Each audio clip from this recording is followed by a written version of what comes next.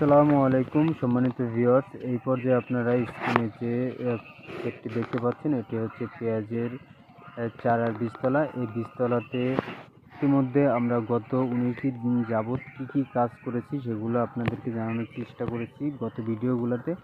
আজকের যে কাজ সেটা বলার আগে আপনাদের সাথে একটা বিষয় শেয়ার করি, সেটা হচ্ছে যে আমি গত পরশুদিন আপনাদেরকে জানিয়েছিলাম এখানে কিছু আগাছা জন্মেছে। আগাছাগুলোর জন্য আমরা সুজন নামের একটা ওষুধ এখানে প্রয়োগ করব, সেটা প্রয়োগ করেছি এবং হচ্ছে তার ঠিক একদিন পরে আজকে 20 দিন বয়সে চারায় আমরা দিচ্ছি।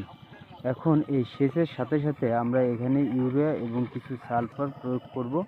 এটা হচ্ছে যে শতাংশে আমরা হাফ কেজি ইউরিয়া এবং হচ্ছে প্রত্যেক 5 কেজি ইউরিয়ার সাথে কেজি সালফার আমরা এই ক্ষেতে দিয়ে থাকি।